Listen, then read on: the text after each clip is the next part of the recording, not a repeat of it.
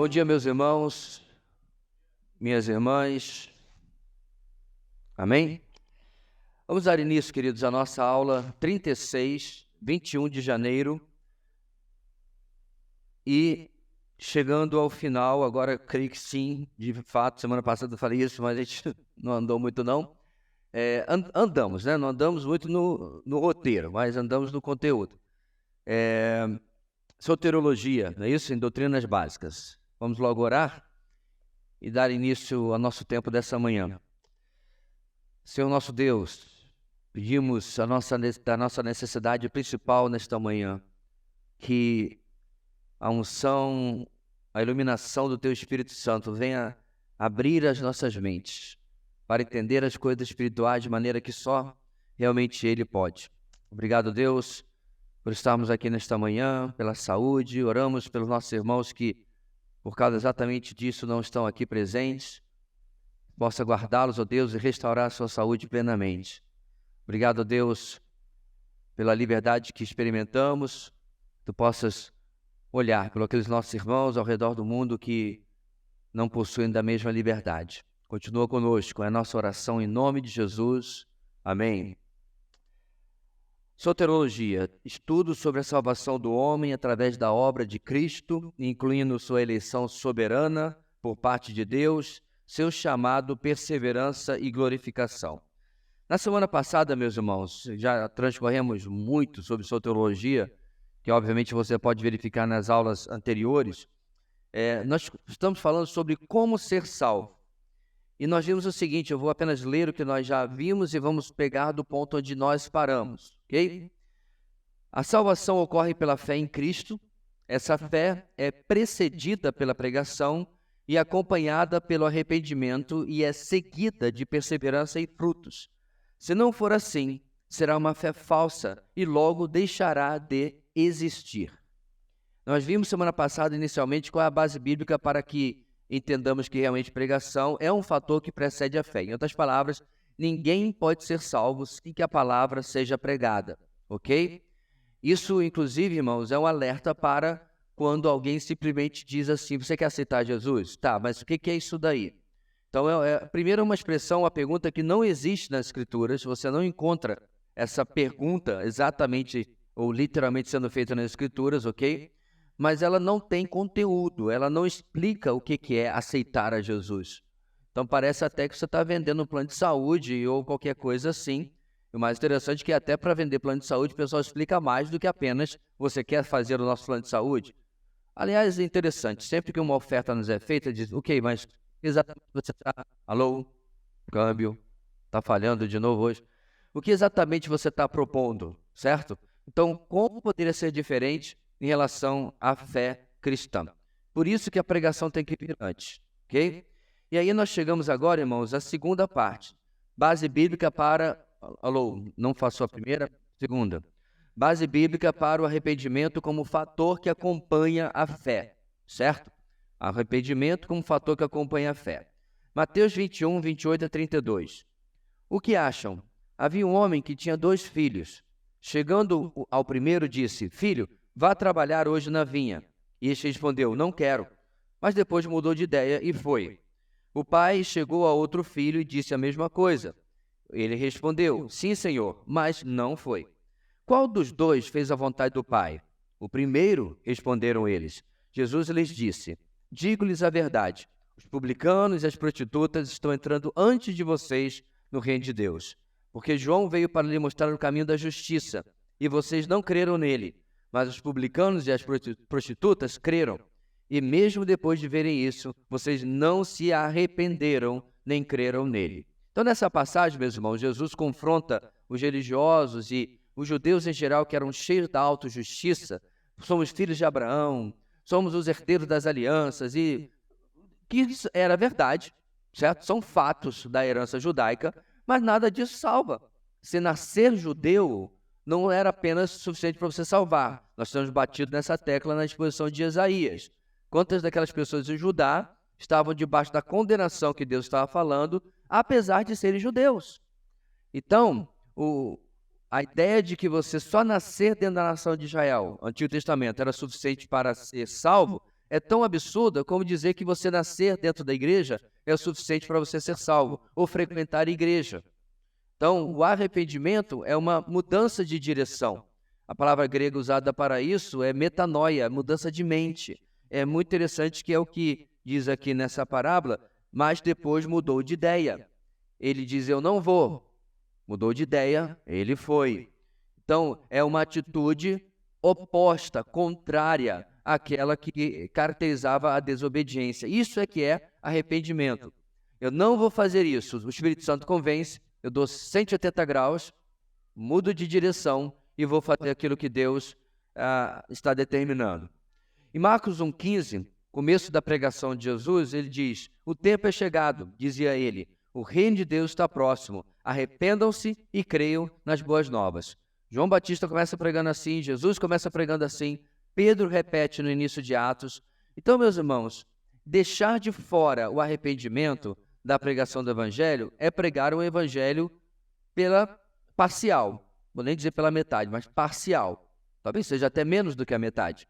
A pessoa precisa compreender que ela não está entrando para a igreja. Isso é muito importante, irmãos, porque muitas vezes a gente aproveita, não no sentido de ruim, mas é uma ótima oportunidade, um momento de crise da pessoa.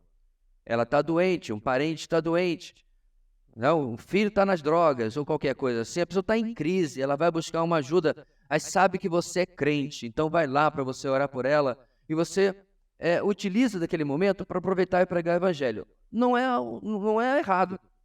Só que há uma necessidade de nós entendermos, meus irmãos, uma pessoa em desespero, ela se agarra a qualquer coisa.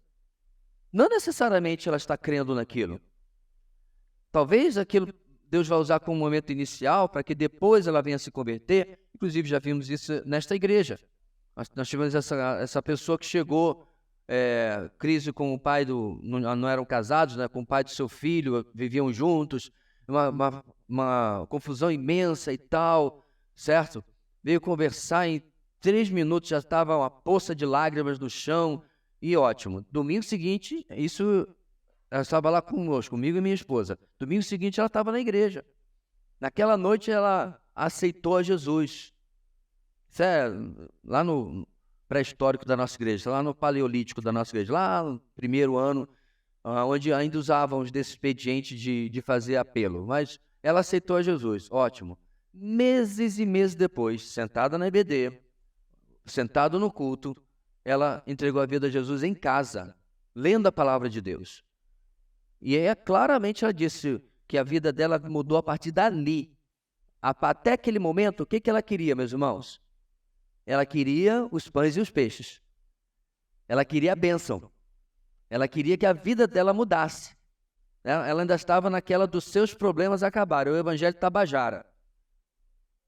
Deixe de sofrer. Bonito slogan, né? Mas não é verdade, não é evangelho. Então, a partir daquele momento, ela narrava, irmãos, como se...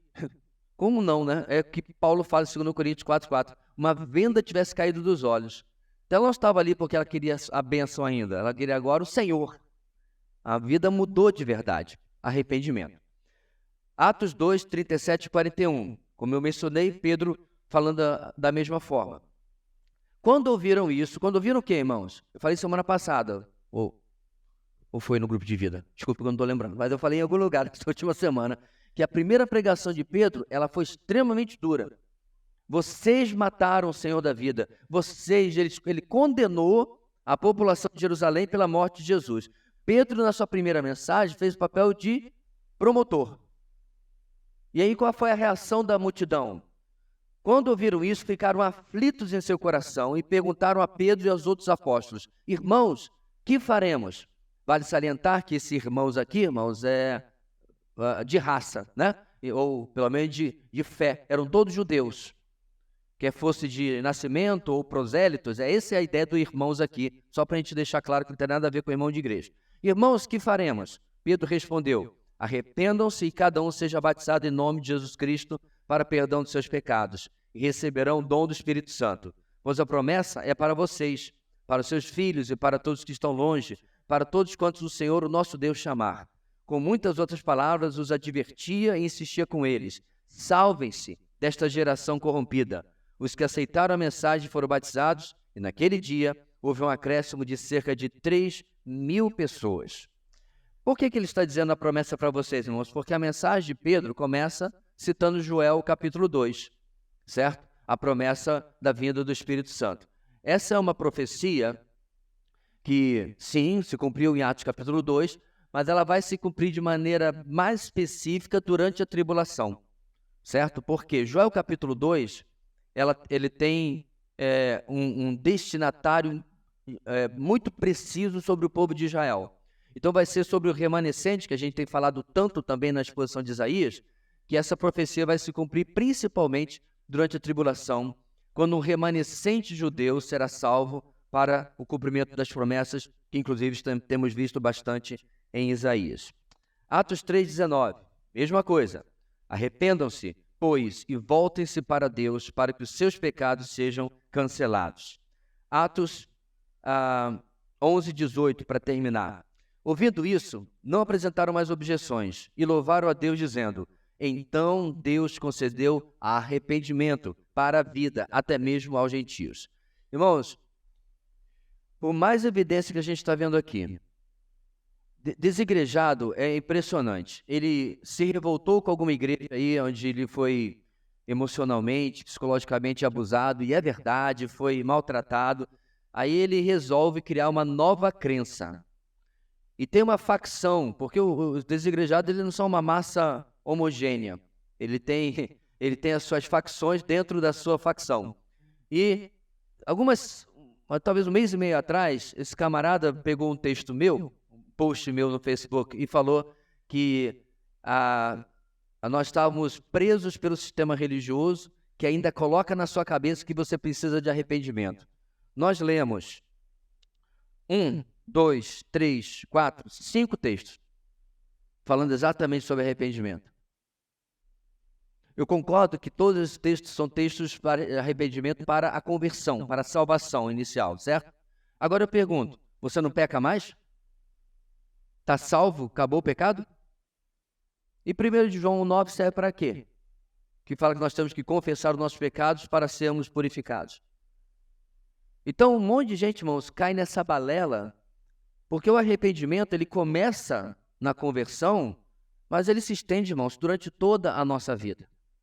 Aliás, a nossa vida devia ser um arrependimento no gerúndio, uma ação contínua, uma ação que é reanimada, reavivada na nossa vida, toda vez que o Espírito Santo traz uma convicção do mínimo pecado que seja, certo? Da coisa pequena que seja. Você chegou, teve uma impressão errada sobre alguma coisa, ou mesmo uma impressão certa, aí na mente, já foi juiz e executor daquela pessoa, enfim, que não é seu direito, não é o seu lugar. Até porque você não averigou exatamente o que havia acontecido. Pronto, momento de pedir perdão a Deus. Porque não precisa, meus irmãos, só serem as coisas grandes, não. Os grandes terremotos da nossa vida, os tremorezinhos também precisam ser alvo de arrependimento. E, infelizmente, tem gente ensinando o contrário. Então, o que nós vimos já? Que a pregação é o fator que precede a fé e o arrependimento como fator que acompanha a fé. Agora vamos ver, em terceiro lugar, irmão, a base bíblica para a perseverança e os frutos como fatores que decorrem da fé. O que vem depois do cavalo, certo? Se o cavalo o arrependimento e a fé, o que ele puxa? O que comprova de que realmente alguma coisa está acontecendo?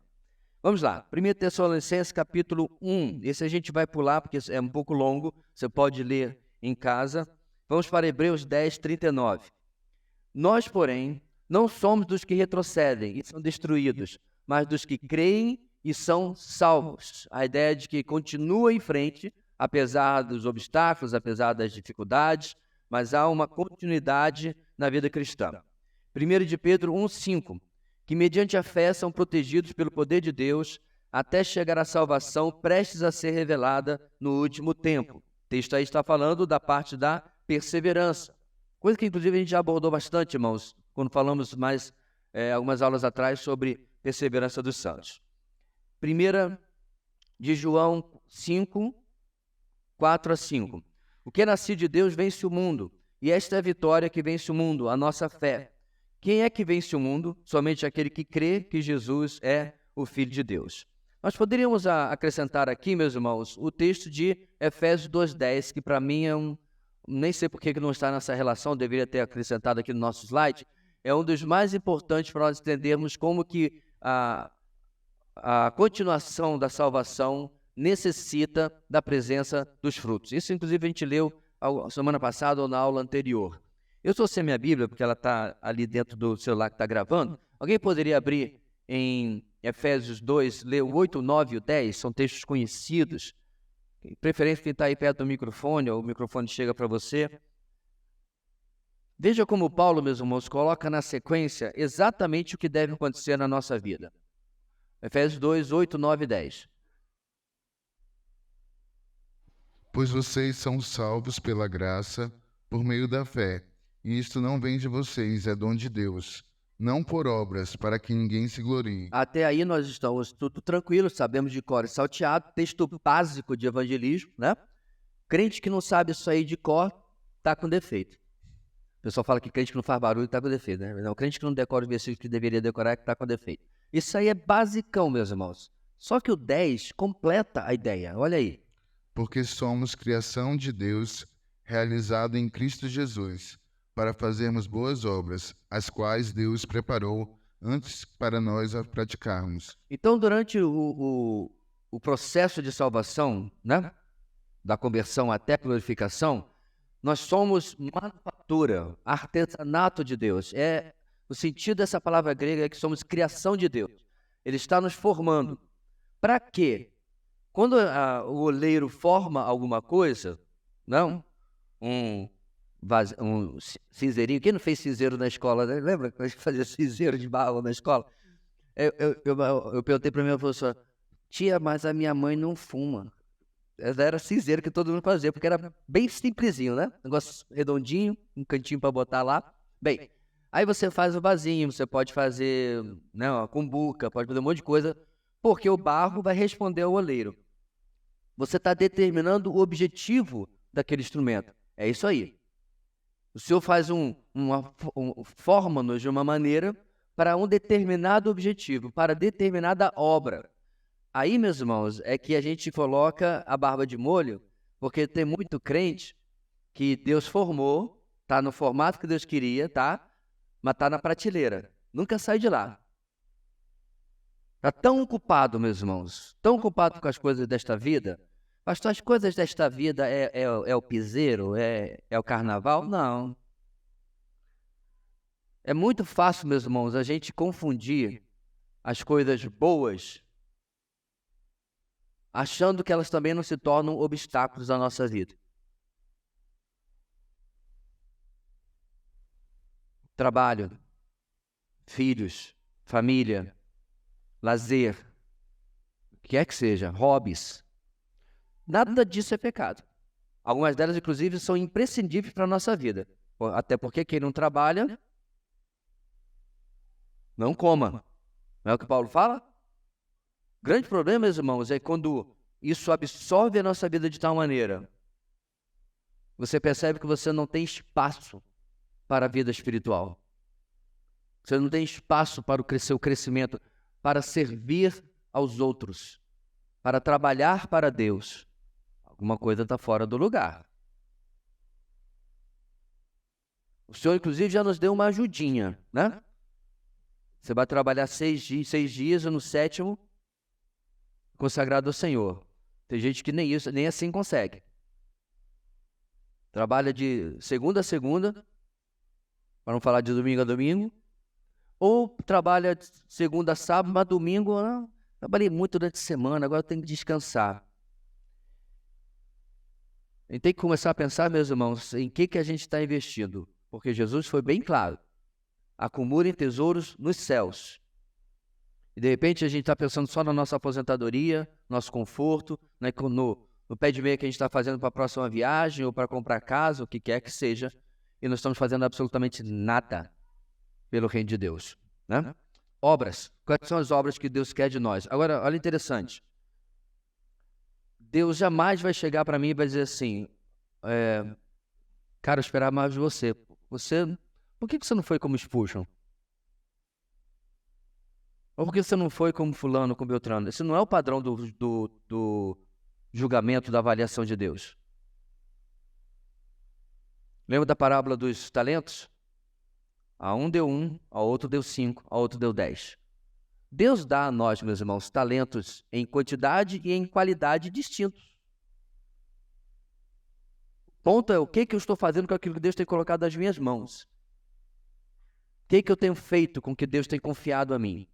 Eu tenho multiplicado ou aquilo tem se perdido? A parábola ensina bastante sobre esses princípios, ok? Ainda, meus irmãos, sobre como ser salvo, no próximo slide, a fé salvadora é a aceitação de Cristo conforme Ele é apresentado nas Escrituras. Isto é, como o Filho de Deus que veio ao mundo para morrer pelos pecados, tendo depois ressuscitado dentre os mortos. Essa fé implica o abandono de qualquer outro caminho para ser salvo e a dependência plena e exclusiva da obra completa de Cristo. Pode parecer para nós que isso é algo só necessário se a pessoa absolutamente jamais ouviu falar de Jesus. Porém, a gente tem que deixar claro, meus irmãos, que o mundo ocidental tem uma imagem distorcida de Jesus. Mas antes eu vou falar sobre o cenário onde ele não é conhecido. Eu não vou falar o nome da organização, que nem é o ponto aqui, mas uma dessas organizações para-eclesiásticas foi trabalhar entre indígenas, melhor dizendo, animistas, né? Enfim. E qual foi a grande falha do projeto missionário deles? Eles trouxeram a pessoa de Jesus para quem literalmente nunca tinha ouvido, certo? É um lugar que não tem internet, é um lugar isolado, é um lugar onde eles não têm comunicação com a civilização como do moderno. Então eles ouviram de Jesus pela primeira vez através daqueles irmãos. E em um ano, eles não explicaram para aquela comunidade quem é Jesus. Eles não ensinaram as Escrituras. E com a saída deles, passados 5 anos, um arremedo de fé cristã, certo? Uma seita cristã se desenvolveu no meio deles. O que eles fizeram? Eles pegaram as crenças animistas e misturaram com um pouco do que aprenderam sobre Jesus. E Jesus, com o tempo, se transformou em apenas mais um espírito, como os espíritos da floresta, que eles superior, pelo menos isso, né? Botaram Jesus lá no panteão, lá em cima, ok? Mas mais um. Por quê? Porque a fé salvadora, ela precisa ser explicada sobre quem você está falando. E eu tenho certeza que os nossos irmãos missionários que estão aqui sabem o que eu estou dizendo, porque o pessoal do campo missionário tem N ideias sobre espiritualidade. E elas precisam, paulatinamente, serem, né, desconstruídas. Estou correto? Precisam ser desfeitas, porque senão acontece como nesse caso. Ah, pastor, mas ainda bem que a gente está aqui na civilização. Irmãos, o homem ocidental tem uma ideia distorcida de Deus, de Jesus. É por isso que nós temos um EBD e fizemos, inclusive, uma aula de Cristologia, a doutrina de Cristo, para que a pessoa possa compreender quem é Jesus. Quem é esse Jesus que a gente está crendo? Ou você já não viu, irmãos, quantas e quantas concepções você encontra na internet erradas sobre a pessoa de Cristo? Inclusive aqueles que fazem um buffet, né? Pega lá do buffet de Jesus apenas a parte que eles gostam. Vinde a mim, todos que estão cansados, sobrecarregados. Tudo que é doce, bonito e colorido de Jesus nos testamentos, ele pega. Mas quando pega Jesus fazendo um chicotezinho de cordas e descendo no lombo do pessoal que estava vendendo, eu literalmente ouvi a pessoa escrever isso para mim. Mas esse Jesus eu não creio. Como assim? Você escolhe qual parte você vai crer e qual não? Isso que dá quando a fé não é nutrida da maneira certa. Então vamos lá.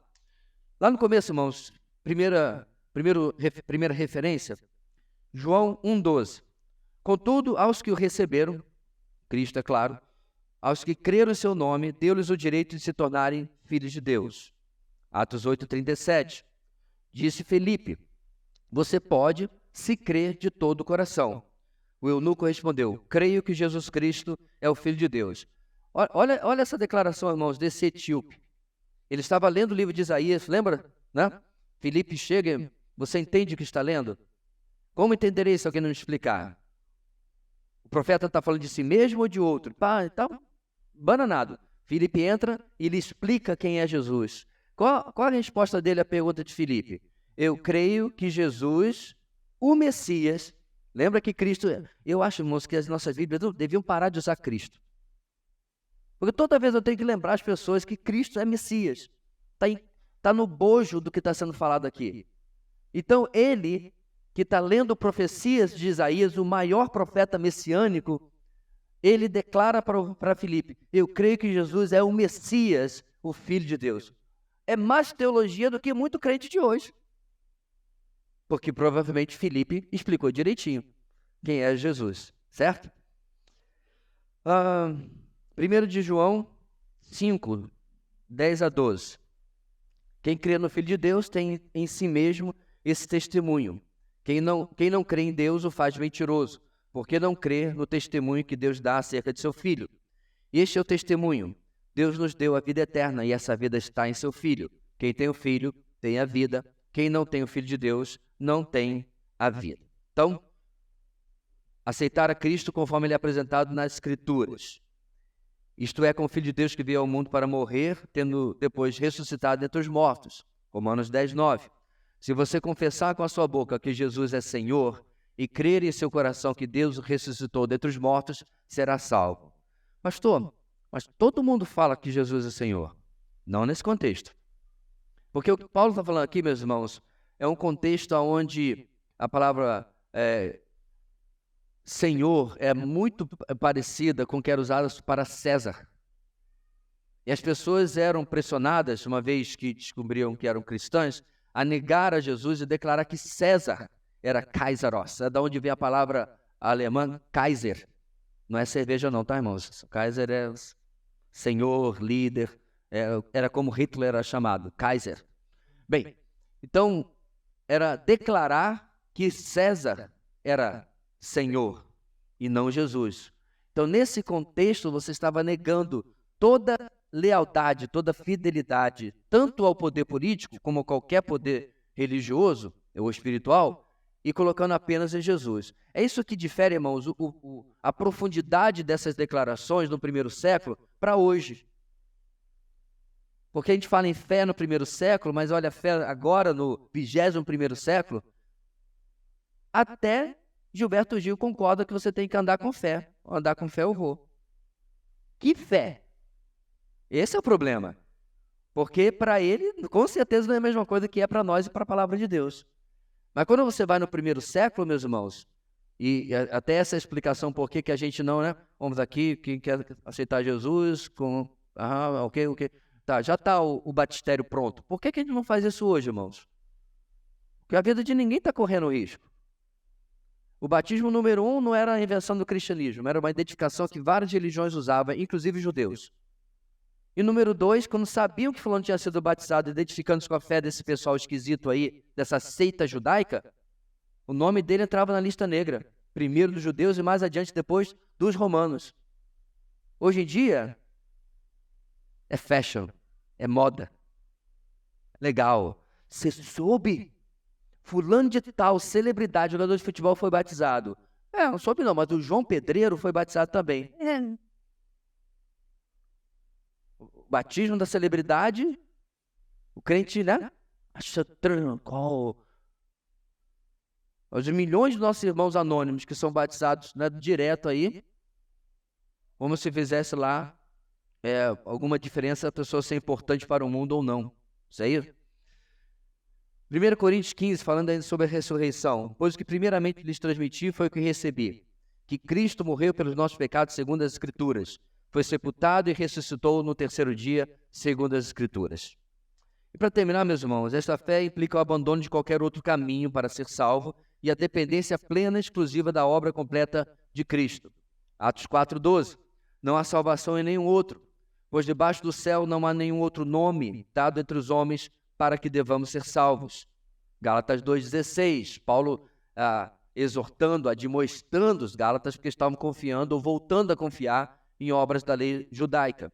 Sabemos que ninguém é justificado pela prática da lei, mas mediante a fé em Jesus Cristo. Assim, nós também cremos em Cristo Jesus para sermos justificados pela fé em Cristo e não pela prática da lei, porque pela prática da lei ninguém será justificado. Isso parece simples, irmãos, mas alguns dias atrás eu estava conversando com alguém e eu explicava exatamente isso. Porque a resposta que essa pessoa dava, apesar de querer andar com Jesus, querer participar da igreja e tudo mais, eu não me sinto preparado. Eu não me sinto pronto. Eu acho que falta alguma coisa. O que é isso? Obra. A pessoa acha que ela tem que fazer alguma coisa. E foi nesse contexto exatamente agora eu lembrei que eu citei Efésios capítulo 2, versículo 10, que acabamos de ler, que o Tiago leu. Eu mostrei para essa pessoa que sim, com certeza lhe falta alguma coisa. Sabe por quê? Porque falta para mim também. Paulo falava, não que eu tenha alcançado, mas prossigo para o alvo. É um processo na nossa vida. E eu tentava explicar para essa pessoa que a primeira coisa para você entrar nesse processo, o primeiro passo para a maratona da vida cristã, que eu disse para ela que não era um tiro de 100 metros, é uma maratona de 42 quilômetros, o primeiro passo é arrependimento e fé.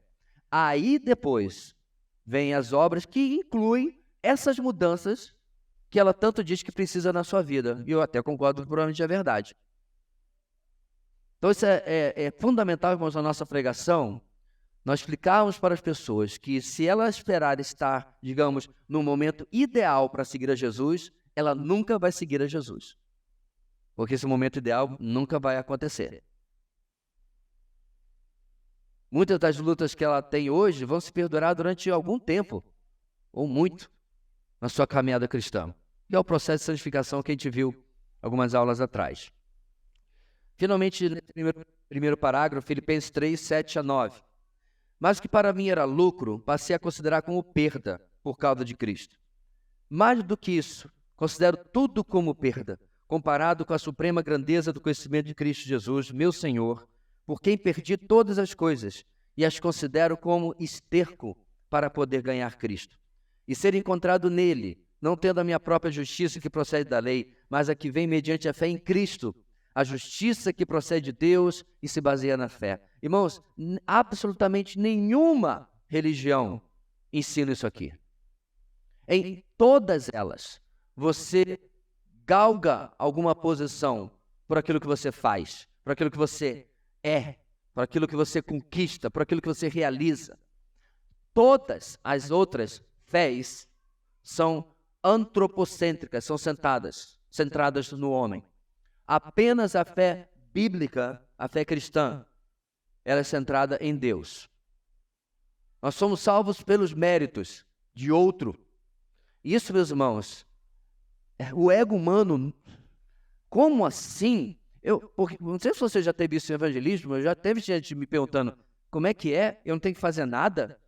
É só tudo por causa de Cristo? Não, eu amo a Jesus, mas eu não tenho que fazer nada. O ego humano, irmãos, não gosta disso. De ser colocado de lado. De dizer que não é por sua causa, é por causa dele. E para não deixar nenhuma dúvida, foi exatamente assim que Paulo termina Romanos capítulo 11. Porque por ele e para ele são todas as coisas. Para que não fique nenhuma dúvida que a salvação, nós não somos o personagem principal. Nós somos aquelas letrinhas depois das cenas pós-créditos, que todo mundo já foi embora do cinema, ninguém fica para ler, ninguém nem sabe que você está lá. Porque no começo dos créditos apareceu Jesus de Nazaré bem grandão e só. Direção, arte, ator principal, tudo. Ele. E aí o homem não gosta disso, irmãos, porque a necessidade da dependência completa de Cristo anula os nossos feitos. Mas assim é o Evangelho. Próximo parágrafo, a fé mediante a qual alguém é salvo tem origem sobrenatural e por isso perdura e frutifica. Essa é a fé dos eleitos. Em Efésios 2,8 lemos agora há pouco, mas Filipenses 1,29, pois a vocês foi dado o privilégio de não apenas crer em Cristo, mas também de sofrer por ele. Hebreus 12, 2. Tendo os olhos fitos em Jesus, autor e consumador da nossa fé. Ele, pela alegria que lhe fora proposta, suportou a cruz, desprezando a vergonha, e assentou-se à direita do trono de Deus. O ponto aqui principal é que ele é o autor e consumador da nossa fé, origem sobrenatural. Tito 1:1. Paulo, servo de Deus e apóstolo de Jesus Cristo, para levar os eleitos de Deus à fé e ao conhecimento da verdade que conduz à piedade. Então, o que o autor está explicando aqui, meus irmãos? Uma vez que a obra é de Cristo, o que ele vai fazer em nós é sobrenatural. Não depende de nós, não depende dos nossos feitos, das nossas obras, das nossas conquistas ou qualquer coisa que possamos fazer. Isso, meus irmãos, de novo, é característica única da fé cristã.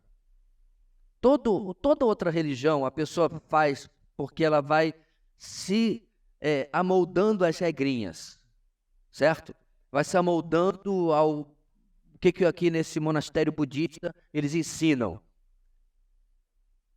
Tem que se vestir de cor laranja, então é todo mundo de cor laranja. Então tem que raspar a cabeça ou deixar uma trancinha, aí faz a mesma coisa. Então vai caindo dentro das regrinhas, certo? Então isso é muito sutil de nós entendermos, irmãos, que não significa que a fé cristã não possua regras, não possua normas, não possua um padrão de conduta. Mas eles são feitos não para que você seja salvo, mas com uma comprovação da sua salvação. Não sei se você consegue compreender como isso é diferente, por exemplo, de um budismo. Lá você faz para poder ser aceito. Na fé cristã, você é aceito para que você possa fazer. Porque é o Espírito que faz, irmãos, através de nós. E aí, novamente, lembra da semana passada? Né? É o copo que está completamente cheio. Parte do Espírito, hoje estou na dívida aqui. E parte... Como é que eu mudo isso aqui, irmãos? Vou me enchendo do Espírito pelas disciplinas espirituais e pela obediência. Eu vou para a palavra fala, eu faço. Paulo usa, eu esmurro o meu corpo, e aí eu vou me enchendo mais e mais de Deus. Seria maravilhoso, irmãos, que se a gente conseguisse ficar aqui, sabe aquela película que fica aqui quase derramando, que não pode botar nem mais uma... Que bênção seria. Mas eu e você sabemos que não é bem assim que a nossa vida geralmente anda. A gente pode até, meus irmãos, ter momentos, e alguns aqui, inclusive, estarem ou já terem vivido isso, a gente se sente realmente muito cheio de Deus. Um momento maravilhoso da nossa vida. Por quê, irmão? Não tem lutas? Tem. Mas eu tenho enfrentado essas lutas como nunca. Porque eu tenho crido, porque Deus tem agido na minha vida. Eu não tenho dependido de artifícios humanos, de remédio, de o que quer que seja. Porque o Senhor tem suprido na minha vida. Agora, por que não ficamos aqui, irmãos? Se não dá para ficar, já aqui só falta uma gotinha para transbordar, por que a gente não fica aqui? Porque a gente vai negligenciando a nossa vida espiritual, vai negligenciando, vai dando espaço para o pecado, vai fazendo provisão para o pecado. Ok? Fazer provisão para o pecado é como crime premeditado, né? Você sabe que a coisa está indo para um determinado caminho, você continua. Você sabe que aquele flerte com aquela moça, com aquele rapaz, não vai dar certo, vai dar ruim, e você continua. É a provisão para o pecado. Porque você está se esvaziando. Você sabe que aquela decisão está sendo feita só na sua própria vontade, na carne, você não tem consultado Deus. Você continua dando os passos. É a provisão para o pecado. Todos nós já estivemos nesse caminho. E a gente sabe que ele não acaba bem. Por quê, meus irmãos?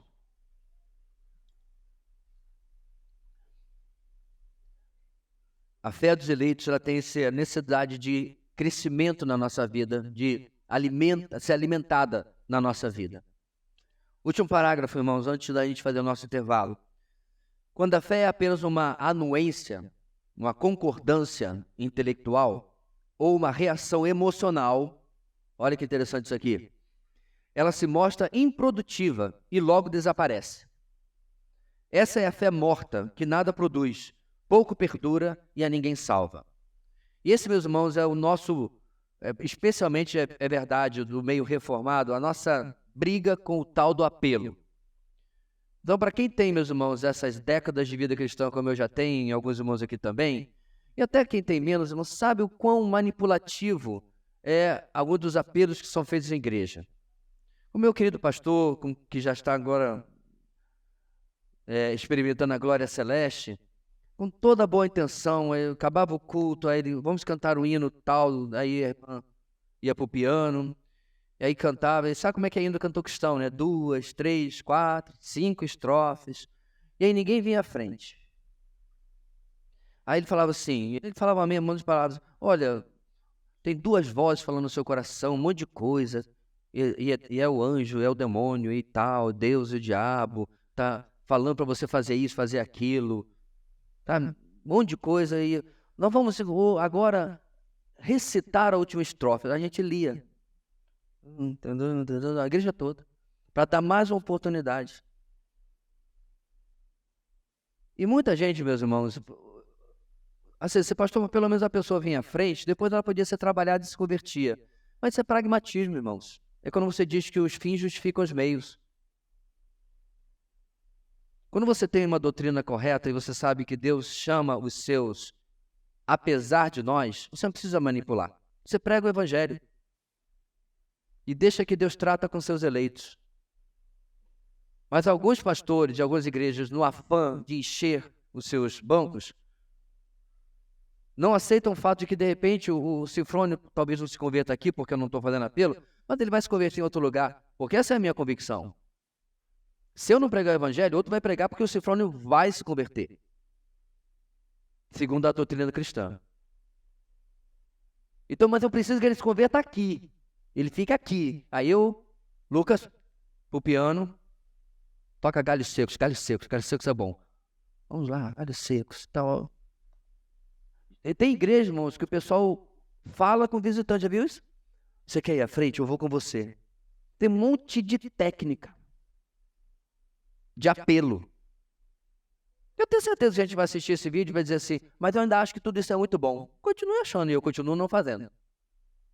E pela graça de Deus, até onde eu me lembre, nossa igreja tem convertidos todo ano. Não é uma enxurrada, irmãos, é porque esse pessoal gosta, né? Números impressionam. Mas seja sincero, se a gente tivesse aqui, se Deus nos der um filho esse ano, para cada um de nós, é uma bênção que eu não saberia o que fazer com ela. Onde a gente vai colocar 150, 170 pessoas aqui? Então, peraí, pastor, o senhor não quer que a gente ganhe uma pessoa para Cristo? Não, irmão, se Deus quiser mandar 150, 170 pessoas esse ano, dá-se um jeito.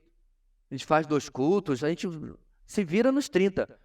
O ponto, meus irmãos, é que o número não é importante. O importante é a nossa obediência.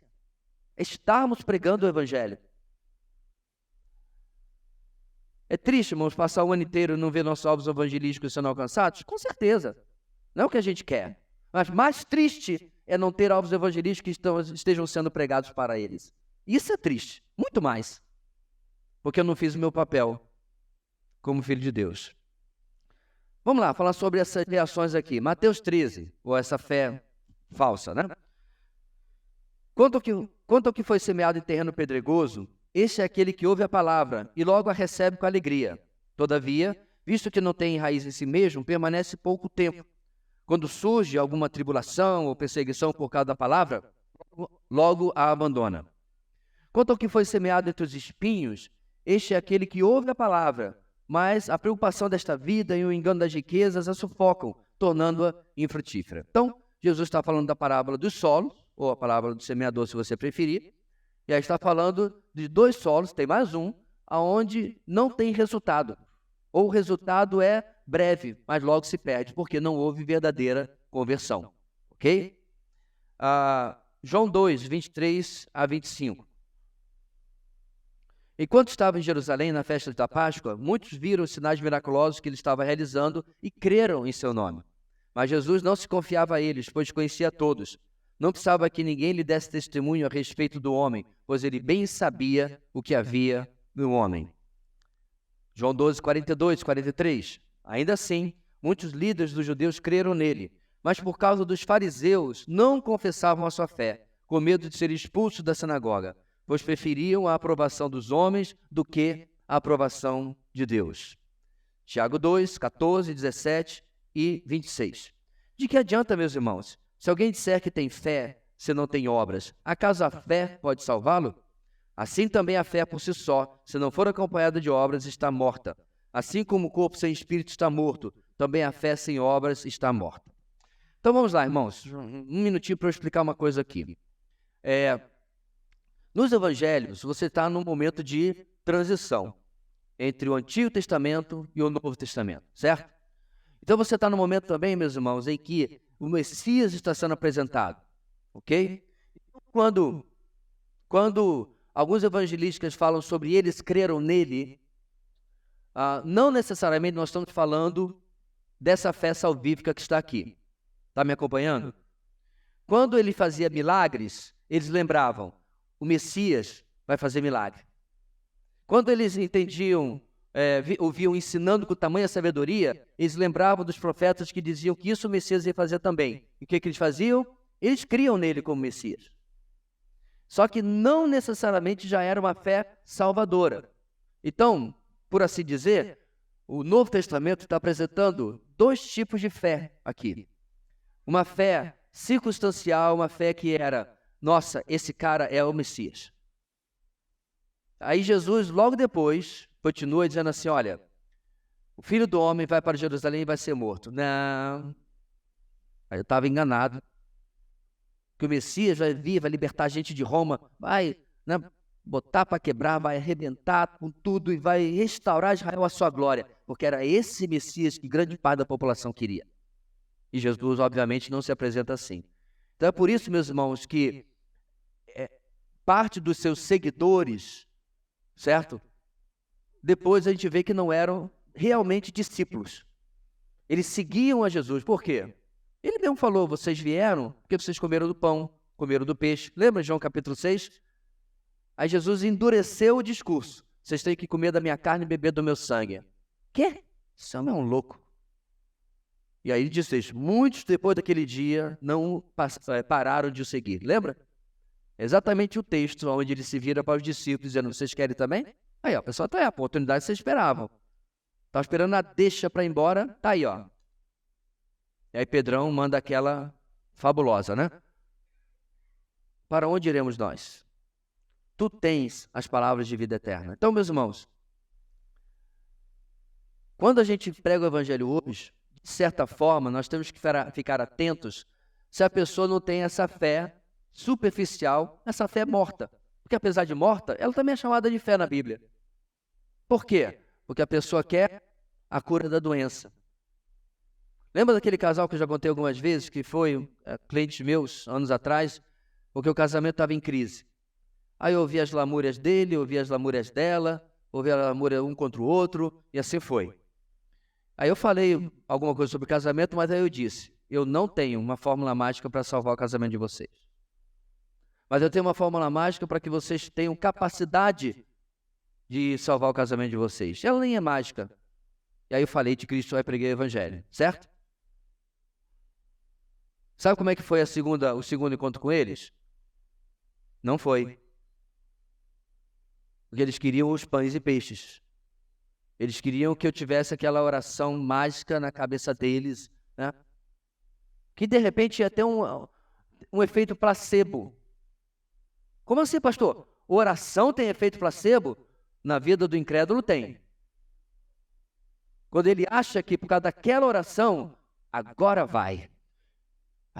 Eu estava mal no meu casamento, mas o pastor Joverci orou na minha cabeça. Aquele dia senti um arrepio. Era porque o ar-condicionado estava ligado, mas a pessoa confundiu. Um arrepio e tal. Aquele dia toda a nossa vida funcionou. Mas o evangelho, a pessoa não quer. Ofereci, meu irmão, de acompanhar, minha esposa acompanhar ela e ele, eu vou acompanhar junto, a gente estudar a palavra junto, vocês entenderem o que é andar com Cristo. Queria ou não. E provavelmente encontraram algum lugar que tinha oração na cabeça, ia ter a promessa mágica, mas nada disso se resolveu porque um ano depois eles estavam separados.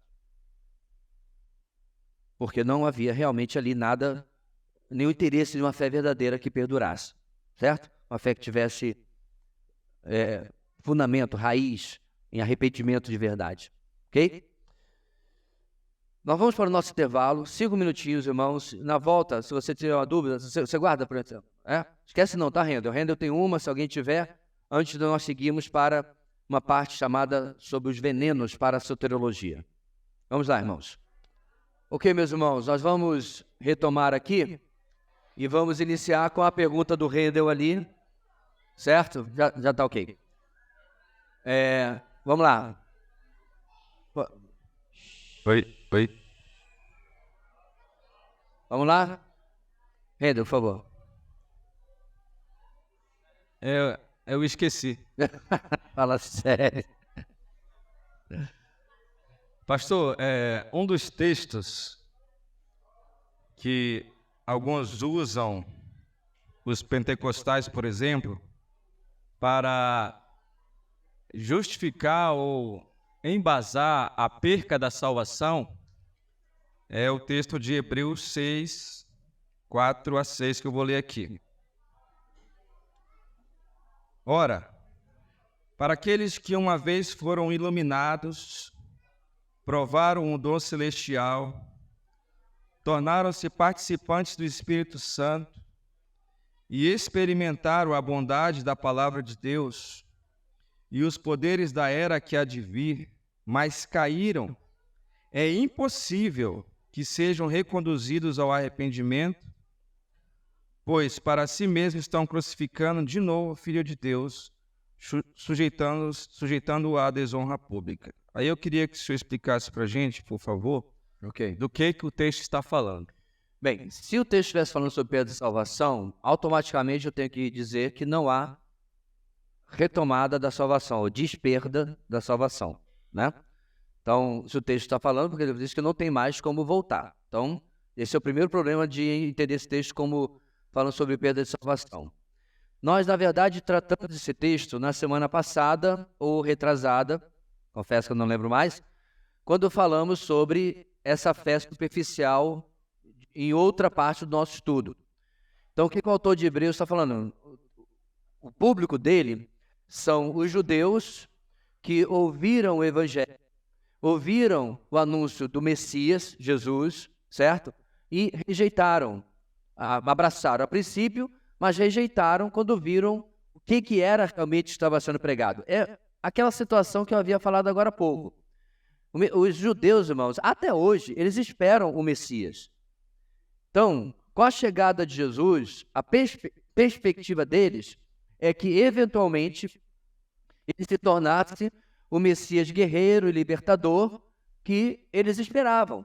Porque, para pensar, irmãos, eles estiveram sobre os assírios, sobre os babilônios, sobre os medo-persas, sobre os gregos, né?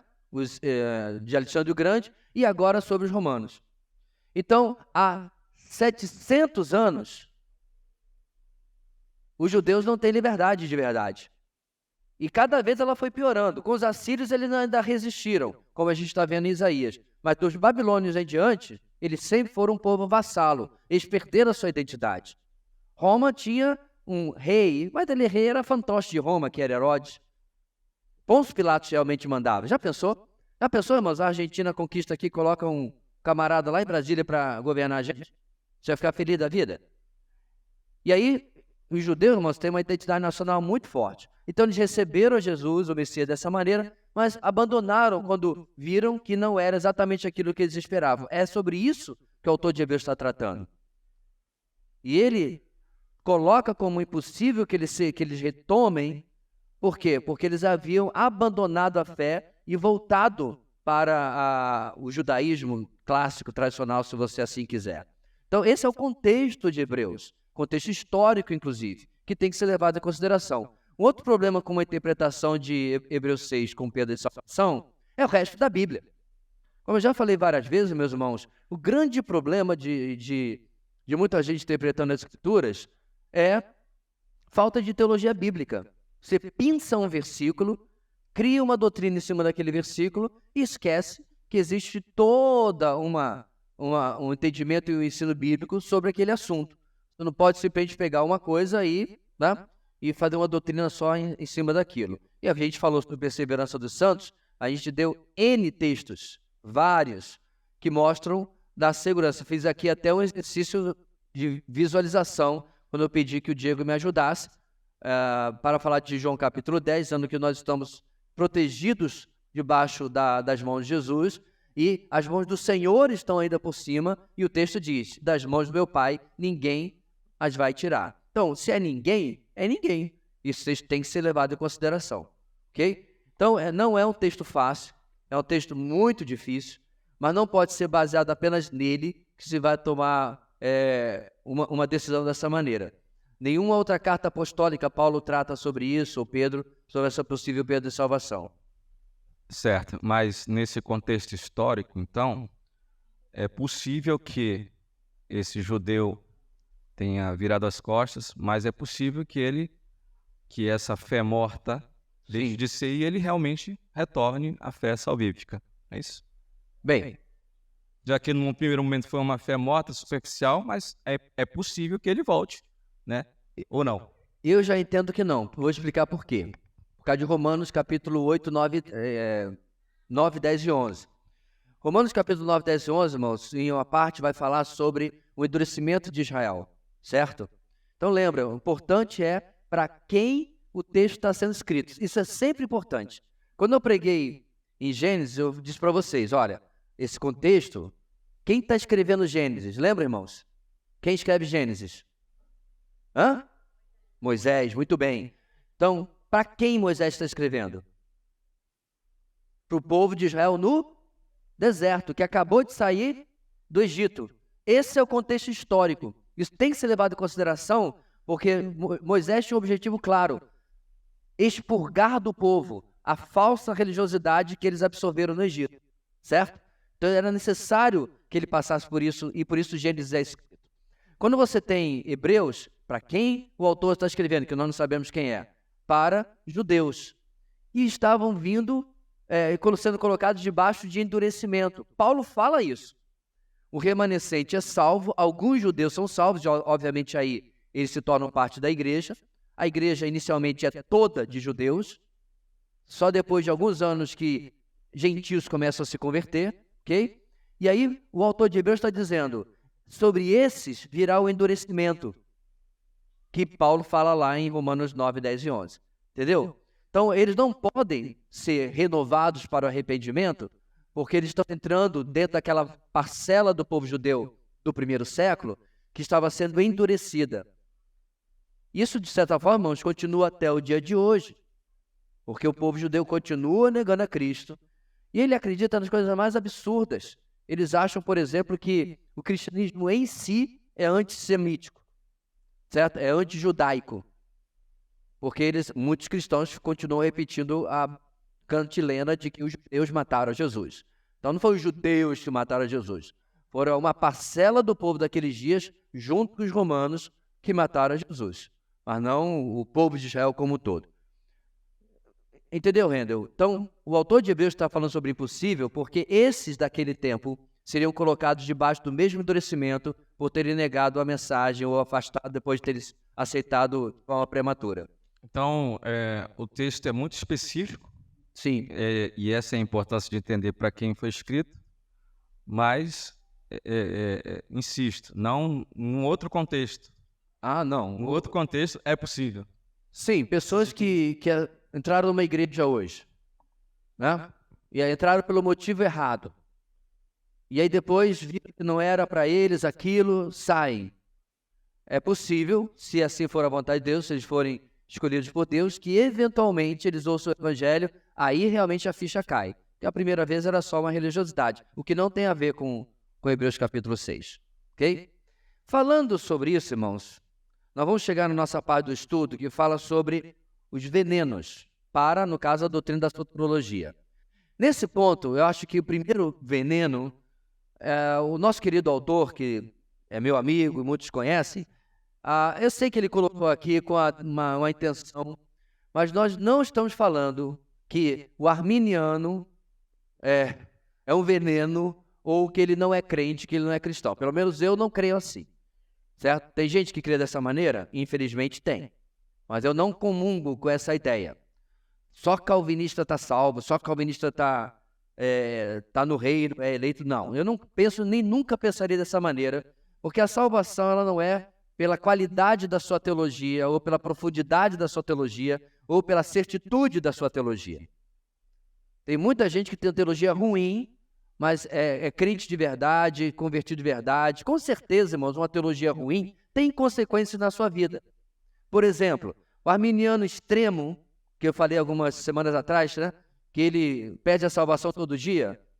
Eu queria estar inventando, mas não é. O camarada está bem, está na bênção, né? Aí ele está lá, aí passou a morena, ele olhou que não deveria, de meu Deus, já pronto. Aí Jesus já, não. Olhou para a morena, olhou para o moreno também, né? Jesus vai lá, apaga. Aí ele vai e se arrepende. Aí Jesus vai e escreve de novo. Está quase rasgado o livro da vida. Então apaga, escreve.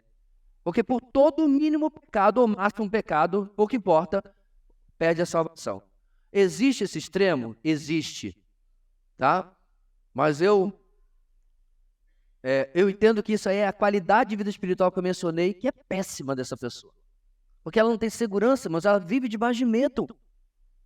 Ela vive debaixo do pavor de perder a salvação o tempo todo, certo? Mas vamos ver algumas características para você entender por que o nosso autor coloca aqui, eu não diria como um veneno, mas como um perigo de um pensamento que não é aquilo que a palavra de Deus ensina. O ensino bíblico que afirma que o crente não perde a salvação é chamado tecnicamente de doutrina da perseverança dos santos. Nós já vimos essa aula, essa matéria. Trata-se de um dos temas principais defendidos pela teologia reformada. Dentro do protestantismo, a vertente que se opõe à doutrina da perseverança dos santos é o arminianismo, sistema idealizado pelo teólogo holandês Jacob Arminius, ou Jacob Arminius, se preferir o nome dele classicamente, 1560 a 1609. Entre outras coisas, o arminianismo nega a fórmula uma vez salvo, salvo para sempre. Ainda que esse modelo tenha sido condenado pelo Sínodo de Dort, em 1618, 1619, muitas igrejas evangélicas modernas o adotam, sendo possível encontrar seus expoentes entre batistas, eventualmente, assembleanos, principalmente, e presbiterianos, surpreendentemente. Porque normalmente o presbiteriano é muito mais apegado à doutrina reformada do que qualquer um. Deixa eu dar uma pausa aqui, meus irmãos. Presta atenção naquelas datas ali. Olha lá. Armínio morre quando? 1609. Em 1618, você tem o Sínodo de Dort. Isso é na Holanda. É uma reunião de teólogos, ok? Por quê? Porque o arminianismo que a gente conhece hoje, em 90% das igrejas que defendem o arminianismo, não é o que Armínio defendeu. O que eu quero dizer é que Armínio era muito mais calvinista do que os arminianos de hoje, ok? Então vamos lá. Armínio morre. O problema, meus irmãos, quando alguém escreve alguma coisa errada e morre, é que os escritos ficam. Não adianta.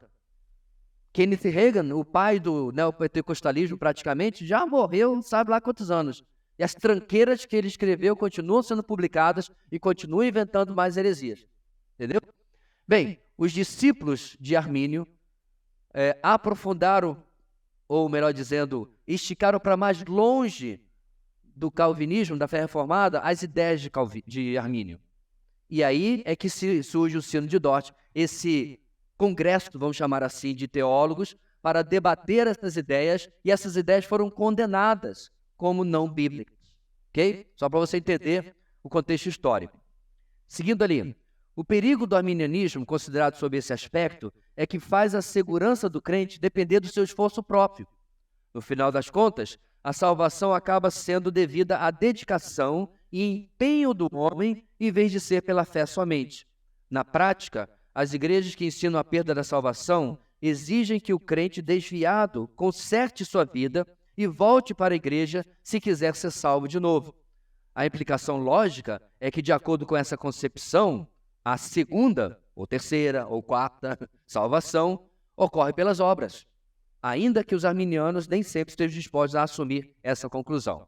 Então, que nós estamos destacando aqui, meus irmãos? Muito mais do que o arminianismo como perigo, é particularmente o quinto ponto do arminianismo, que é a perda da salvação. Enquanto nós defendemos a perseverança dos santos, ok? Que nós já vimos nas aulas anteriores, eles defendem que o santo tem que perseverar. Se não perseverar, ele não é salvo, certo? Ou melhor dizendo, se não perseverar, ele perde a salvação. Não, assim está certo. Isso é muito complicado, irmãos. Por quê? Então, fulano, o Silfrônio, se converteu. Passado alguns anos, ele abandonou a fé. Aí Jesus vai lá no livro da vida, faz o quê? Passa o branquinho. Apaga o nome dele. Passados uns anos, ele apanha da vida, né, e tal, ele cai em si, aí ele volta para a igreja. De repente tem um apelo lá, né, daquele que eu acabei de mencionar, ele vem à frente, choroso, todo, né, arrebentado, um cachorro sarnento, precisando de ajuda. Na cabeça das pessoas, ele se converteu novamente. Aí ele é salvo de novo. Ou seja, a regeneração, que eles também creem que acontece na salvação, ela está acontecendo agora pela segunda vez na vida dessa pessoa. E o Espírito Santo, que havia saído, agora volta. Então, irmãos, não tem como você pensar nem na lógica e nem no ensinamento bíblico como que isso é verdade. Nós já falamos sobre questões de desvio, gente que abandona a fé. Não falamos nas aulas anteriores? Nós não temos um soterionômetro para ficar medindo quem é mais salvo ou menos salvo, quem não é. Né? Aí coloca no fulano, tá acusando nada aqui nesse camarada. Então ele não é salvo. Não temos isso. Infelizmente, irmãos, principalmente por falta de crescimento espiritual, tem gente que realmente se afasta da fé e fica anos lá fora. Pastor, e ele é salvo ou não? E lá eu sei. Como que você vai saber? Então qual é o meu procedimento, meus irmãos? Se eu recebo alguém na nossa igreja que diz, pastor, eu era da igreja batista tal, ou tanto faz, Assembleia de Deus, e depois do casamento, meu casamento acabou. E aí o meu filho morreu, uma tragédia aconteceu na vida. A pessoa tem a sua fé abalada. Ou simplesmente ela esfriou porque não zelou pela sua fé como deveria. Aí eu me esfriei e tal, fui para o mundo, experimentei umas coisas ou não, tanto faz o cenário. A primeira coisa que eu pergunto para essa pessoa é o seguinte, deixa eu dizer o seguinte, conta-me sobre a sua conversão. Ah, tá, foi assim, tá. Você de fato entregou sua vida a Cristo? Sim. Você de fato viu transformação na sua vida? Você ouvia a voz do Espírito Santo, entendia a palavra de Deus? Sim. Então, meu irmão, na minha avaliação, pelo que você está falando, você era salvo.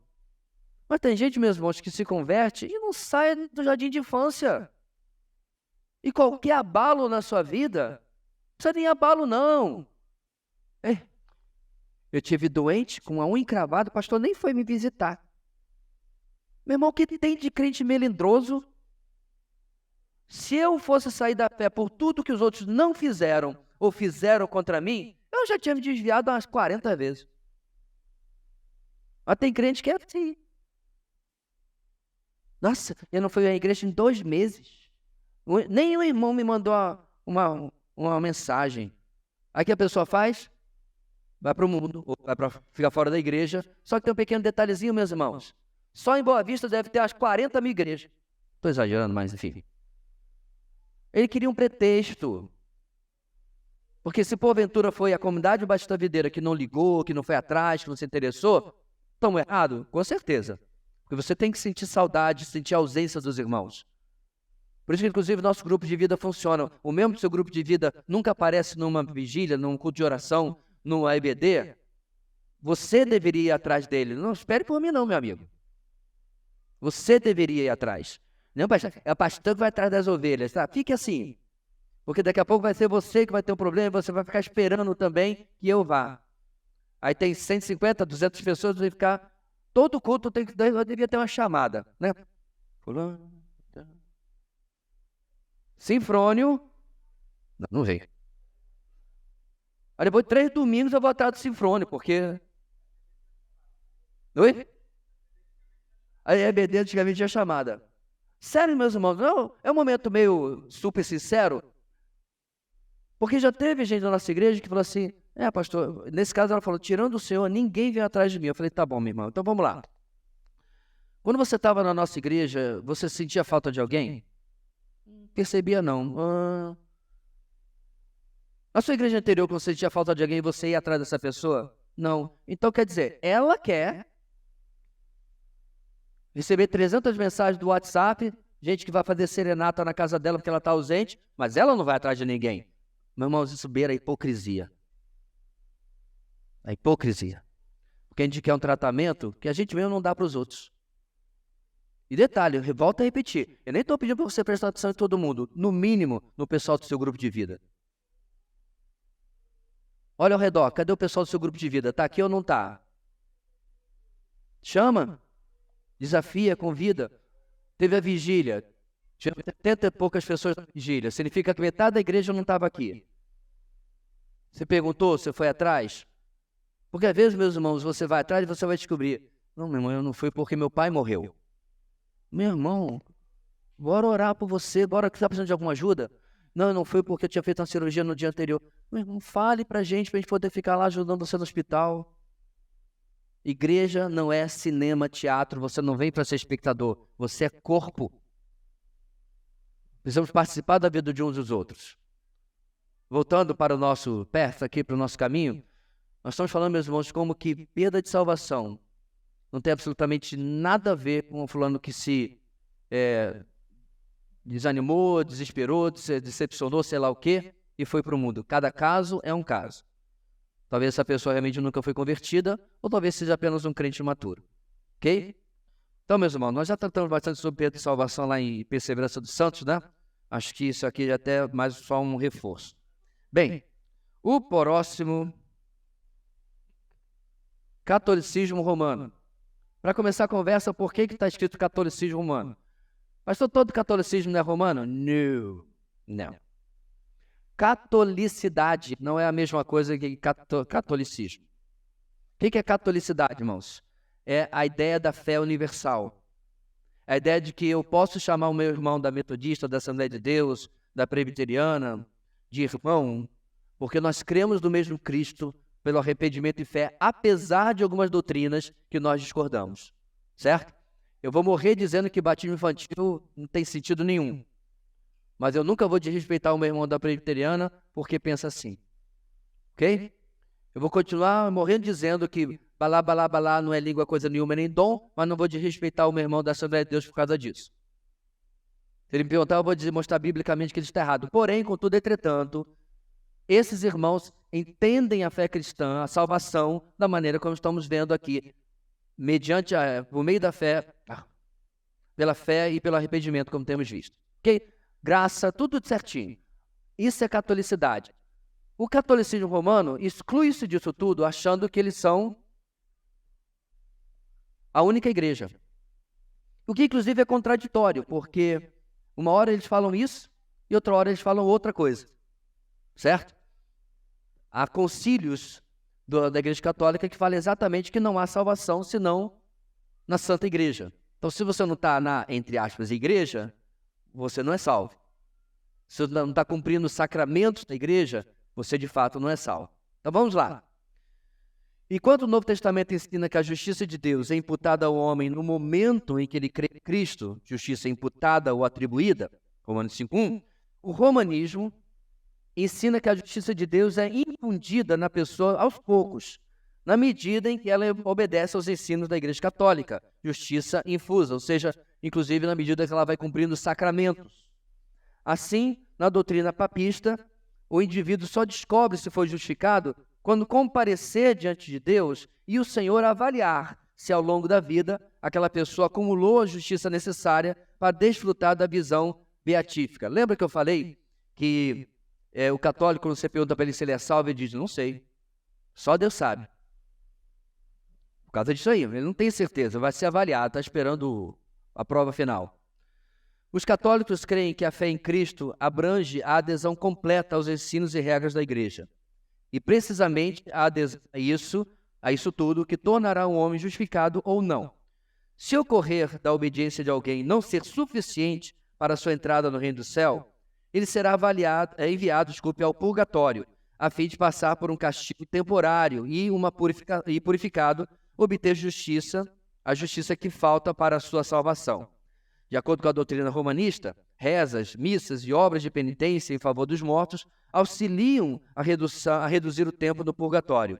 Não há nada na Escritura que ensine essas coisas, mas os romanistas não se incomodam com isso, posto que consideram sua tradição no mesmo pé de igualdade que a bíblica, em termos de autoridade. O que está servindo no final, meus irmãos? Por que eles creem assim? Porque o que a tradição da Santa Sé, do Papa e do colegiado ditam tem a mesma validade que as Escrituras. O pastor Paulo Ricardo, que é bastante conhecido na internet, ele inclusive critica os protestantes porque eles dizem que, nós dizemos, a Bíblia define a igreja. Ele diz, isso é um absurdo. Se a Bíblia saiu da igreja, é a igreja que define a Bíblia.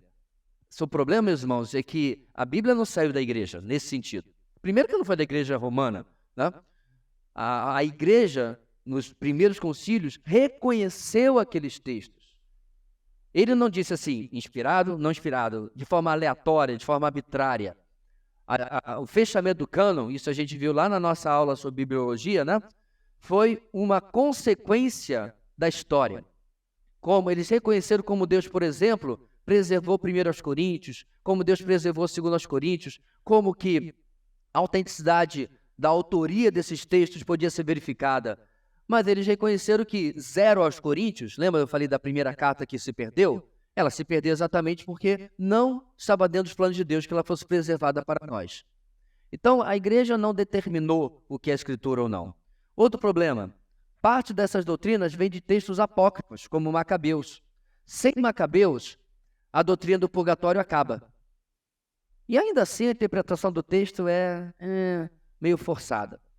Quando você tem, meus irmãos, homens falíveis hoje, que dizem determinar o que é Escritura, o que é doutrina ou não, você tem essa confusão de uma igreja que uma hora afirma uma coisa, outra hora afirma outra. Pastor, mas protestante não faz isso também? Faz, quando abandona as Escrituras. Igrejas protestantes que antes ensinavam uma coisa e hoje ensinam outra, pode verificar, tem abandonado a autoridade e a suficiência das Escrituras. A PC USA, que é a igreja presbiteriana, uma igreja presbiteriana nos Estados Unidos, se você voltar 100 anos atrás, era uma igreja. Hoje, abandonou a suficiência das Escrituras, tem aceitado a agenda woke, agenda progressista, inclusive a identidade de gênero, homossexualismo, uma série de coisas, e abandonado as doutrinas básicas. Por exemplo, eles queriam cantar uma música, a gente canta só em Jesus, mas tem uma parte que diz que a ira de Deus se satisfez.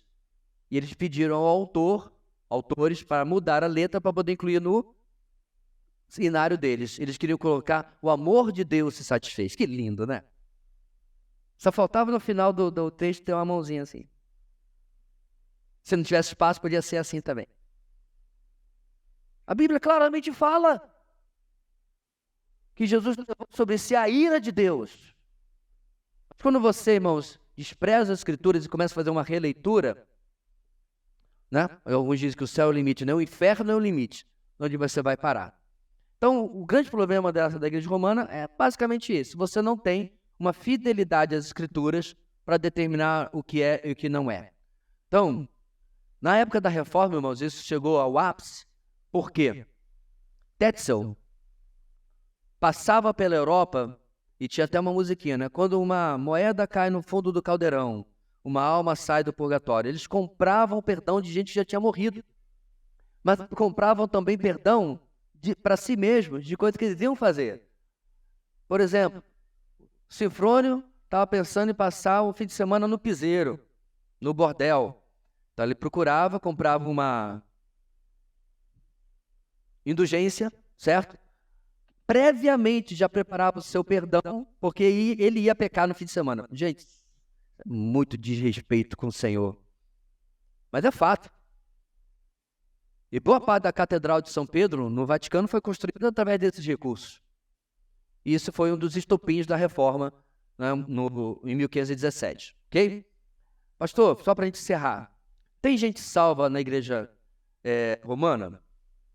Irmãos, salvação não depende de igreja. Salvação não depende do grupo específico. Quando você está em uma igreja que prega essa doutrina, que prega o evangelho, a probabilidade que a proporção de salvos nessa igreja seja alta é muito grande. Quando você tem um grupo que, por exemplo, prega esse tipo de pensamento, o outro aceita qualquer, a probabilidade diminui. Mas dizer que não tem seria, obviamente, uma forma obtusa. Você está dizendo que salvação depende de igreja. Então, é muito provável que há pessoas, há indivíduos que estão nesses grupos, né? Mas não estão nem aí para santo, para idolatria, para nada disso. Não, amam a Deus na simplicidade da sua fé, até mesmo na infantilidade da sua fé, estão salvos. Porque, de novo, salvação não depende, né, do corpo da sua doutrina. Isso influencia a sua vida, sem dúvida. A salvação é pela graça, mediante a fé. Ponto. Mais engraçado, irmãos, é sermos protestantes e ter ainda dúvidas sobre isso.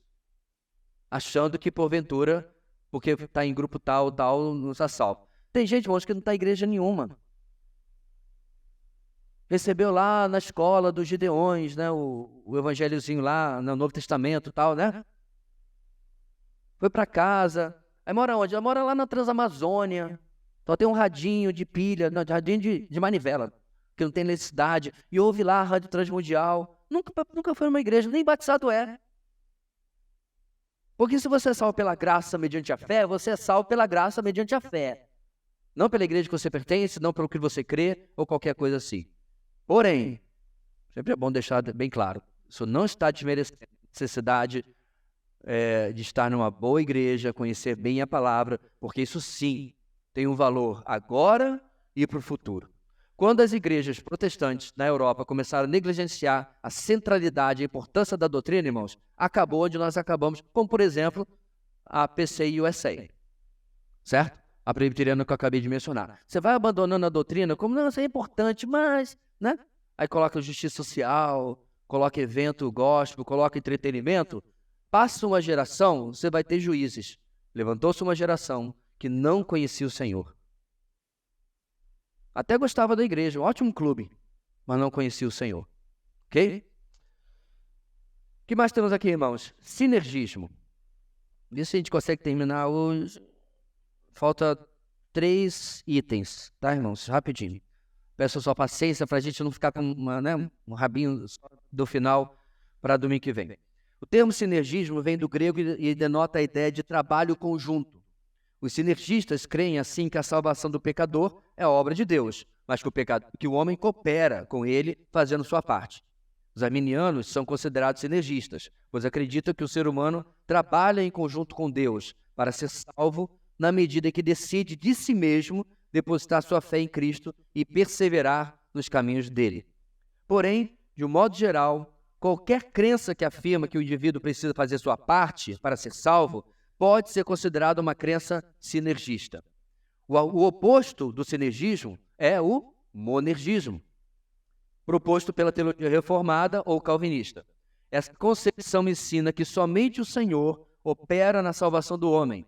Para os monergistas, mesmo a fé e a perseverança do cristão, né, tá faltando ali, são obras de Deus na vida dos seus eleitos. Ok? Então, só para nós entendermos que muito mais amplo do que o arminianismo, o pelagianismo, por exemplo, aí é o extremo. Pelágio defendia, e foi combatido por Agostinho, que o homem nem de verdade caiu. Ele deu uma tropeçada. Opa, estou em pé. E ele faz a sua salvação. Então, Pelágio chegava a esse absurdo a dizer que a queda não foi de fato uma queda, foi uma trupicada, né? Ele deu ali uma escorregadinha, mas não se perdeu, não era depravado, não era de verdade pecador, e essa é uma forma de sinergismo também. Aliás, meus irmãos, só para dizer, eu prefiro o termo monergista do que calvinista. Porque, obviamente, calvinista, ele remota a pessoa de Calvino, não tem culpa nenhuma nessa história, e ou traz a ideia de que este pensamento surge no século XVI. Isso não é verdade. O monergismo, ele ganhou esse apelido de calvinismo porque Calvino foi o teólogo mais extenso, digamos assim, e que sistematizou aquilo que nós entendemos como monergismo. Só isso. Mas ele não surge de maneira nenhuma no século XVI. Universalismo. Esse é perigoso. O universalismo entende que, ao final, todos serão salvos. Alguns universalistas ensinam que isso será precedido por um período de juízo aplicado aos maus, mas que, de forma nenhuma, esse juízo será eterno. O primeiro teólogo de destaque a divulgar ideias universalistas foi Orígenes, de Alexandria. Em 185 a 253 depois de Cristo foi a vida dele. Nós estamos falando, irmãos, em terceiro século. Segundo ele, toda a realidade criada, inclusive a angélica, caminha no rumo da apocatástase, ou seja, da plena reconciliação com Deus por meio de Cristo. Karl Rahner, John A.T. Robinson e John Hick são os proponentes mais destacados do universalismo atual. O inclusivismo teológico, como o universalismo também é chamado, encontra apoio na teologia do processo, no teísmo aberto e em outras vertentes do cristianismo, tanto protestante quanto católico romano. Então, meus irmãos, isso aqui é mais comum do que você poderia pensar. Apesar de não admitir, Ed Renekiewicz é um dos que hoje defendem o universalismo. Ele rebola para lá, nem um quiabo ensaboado, mas não tem como ele negar porque está gravado. Ele literalmente disse de gente que vai morrer e... Onde eu estou? No céu! E entre eles ele cita Hitler.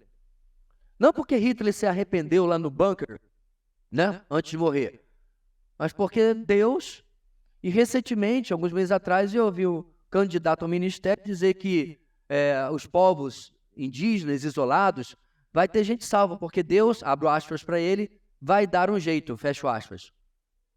Então cancela missões, porque a gente está levando uma mensagem de condenação.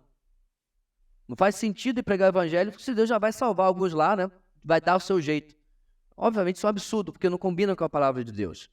Então o universalismo, meus irmãos, ele é muito fofo, né? Porque no final toda a humanidade vai estar na eternidade, dando as mãos e cantando kumbaya e tal, mas não é o que a Bíblia diz. É engraçado, irmãos, que quando eles leem sobre a vida eterna, é eterna. Mas quando leem sobre morte eterna, aí não é. Aí é por um tempinho e depois Deus vai... Porque é o que muitos acreditam. Você morreu sem Cristo? Jóia, você vai, né, dar uma sofridinha, dar uma queimadinha ali no inferno, depois Deus vai misericordiosamente te colocar na eternidade. Aonde você encontra isso nas Escrituras? Em lugar nenhum. Então o universalismo, irmãos, é um veneno grave, porque impede, acaba com o evangelismo, acaba com a seriedade da vida cristã das pessoas, e assim por diante. O universalismo entende que ao final... Não, isso é a mesma coisa. Imprimi 2 vezes, desculpe. Pensei que eu tinha repetido. Agora sim, irmãos, para encerrar... Ah, não, tem mais 2. Aniquilacionismo.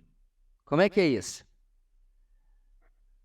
De acordo com essa visão, não existe nenhuma dimensão além e depois da morte. O homem simplesmente apodrece. Morreu, acabou. Ligado a essa concepção, mas com contornos menos radicais, está o condicionalismo, ou doutrina da imortalidade condicional, segundo a qual a imortalidade é uma dádiva de Deus, concedida a todos os homens, mas só poderão retê-la aqueles que preencherem as condições de crer em Cristo. Assim, para os condicionalistas, os que rejeitam o Salvador serão aniquilados, caindo na inexistência completa.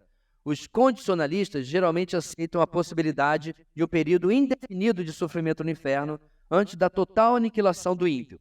A noção de um inferno eterno e literal, porém, de acordo com essa concepção, deve ser recusada, pois, segundo entendem, essa ideia não se harmoniza com o conceito de um Deus justo que vencerá definitivamente o mal. Então vamos detalhar aqui, irmãos. Primeiro tipo de aniquilacionista. Ninguém vai sobreviver depois da morte. Não há pós-vida. Não há pós-morte. Ou vida depois da morte. Acabou? Morreu, acabou. Isso é a maioria dos ateus, certo? Nós somos apenas matéria, morreu, acabou. Aí, dentro mais da fé cristã, se eu posso chamar de fé cristã, tem esse que ele está chamando de condicionalistas, que diz o seguinte: Deus vai preservar os salvos eternamente, mas os ímpios serão aniquilados. Entendeu? E aí dentro tem mais uma terceira facção, que diz que os ímpios serão aniquilados, mas antes eles vão sofrer um pouquinho. De repente, Hitler vai sofrer 100 anos, o camarada que apenas chutou o cachorro vai sofrer 1 ano, e assim por diante, Deus vai dar um jeito aí. De novo, a vida é eterna, mas a morte não é. É eterna, mas significa outra coisa. Meus irmãos, deixa eu dar aqui uma nota pessoal. Eu adoraria que isso fosse verdade, porque a ideia, meus irmãos, de gente querida, gente amada, passar a eternidade é horrível. E vamos lá, eles podem até loucamente estar certos, eu interpretei errado, mas eu não posso afirmar uma coisa que eu não vejo nas Escrituras. Minha interpretação pode estar errada? Claro, qualquer uma das minhas interpretações. Mas a nossa consciência ela tem que ser escrava daquilo que a Bíblia nos traz convicção. E a Bíblia traz convicção tanto de uma vida eterna, como, infelizmente, de uma condenação eterna. Então, nem universalismo, nem aniquilacionismo faz sentido, segundo aquilo que a Bíblia ensina. E detalhe, tem gente muito boa que era aniquilacionista, ou é. Tá? E eu discordo, mas, enfim. Agora sim, meus irmãos, é o último. Espiritismo. Para os espíritas, a salvação é o livramento do espírito humano da realidade material em que está preso. Esse livramento ocorre por meio do processo de reencarnação, pelo qual o espírito evolui, passando por vários ciclos de existência no plano material. A aceleração desse processo de livramento ocorre por meio de boas obras. O ensino acerca do pecado e da morte expiatória de Cristo, bem como as doutrinas da salvação pela fé, da ressurreição dos mortos, do reino celestial e do inferno, não fazem nenhum sentido dentro da concepção espírita, não havendo qualquer ponto de semelhança entre esse modelo religioso e o cristianismo bíblico. Muitos anos atrás, uma jovem que trabalhava num cliente meu, não sei exatamente quem estava conversando, exato, ela achou assim, não, eu sou cristã também. Falei, que bom, você frequenta algum lugar, participa? Centro Espírita Paulo de Tarso. Então, não sei exatamente como você vai receber isso, mas deixa eu dizer para você, você não é cristã. Claro que sou. Lá a gente estuda o Evangelho. Eu falei, segundo Allan Kardec. Que não é o mesmo que o Evangelho segundo Jesus. Ou seja, segundo Mateus, Marcos, Lucas e João, para ser mais específico.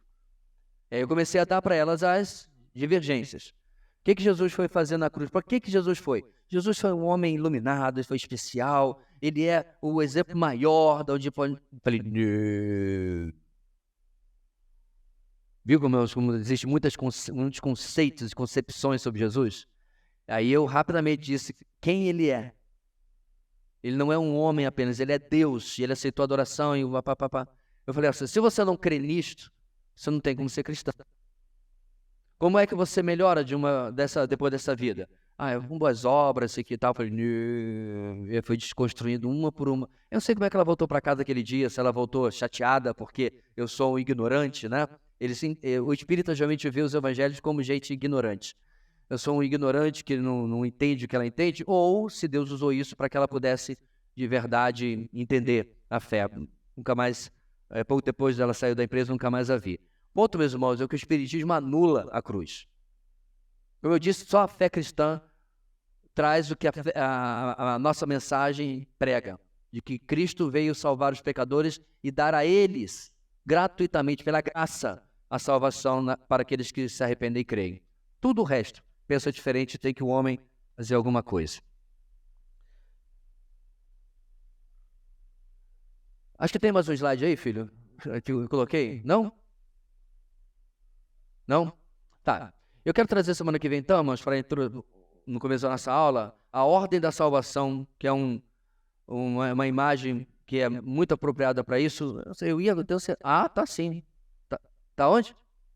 Tava para trás? Ué. Tá, então tá aí, a ordem salutis. Então vamos lá. Que tá bem... Essa imagem, meus irmãos, mostra como que no cume da glorificação, o salvo eleito passa pela eleição, o chamado. Perceba que a eleição é antes do chamado, certo? Não é porque você foi chamado e aceita que depois você é eleito, mas você é eleito antes da fundação do mundo.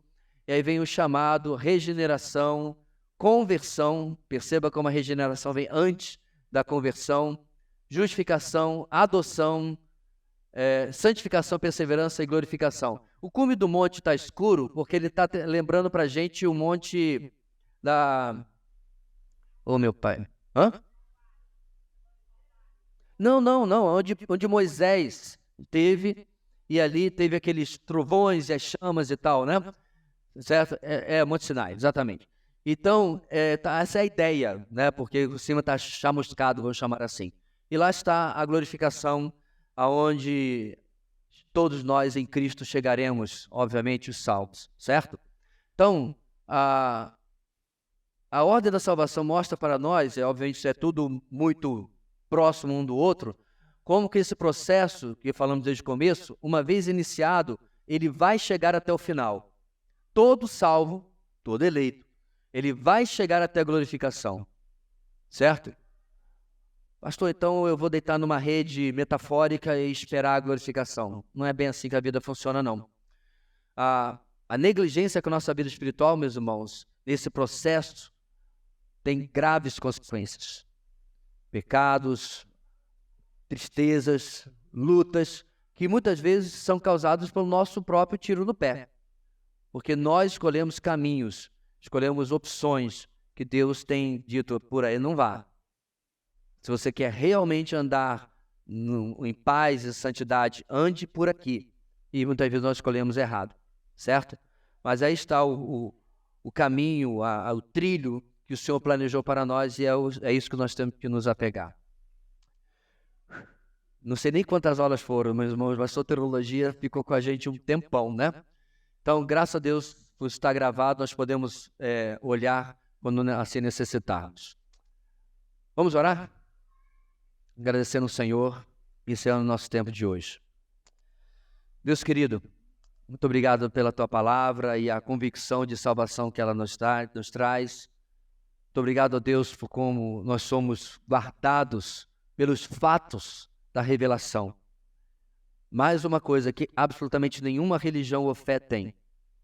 Nós podemos ter o próprio Deus nos dizendo o que é o quê e como crer, em que crer e como crer.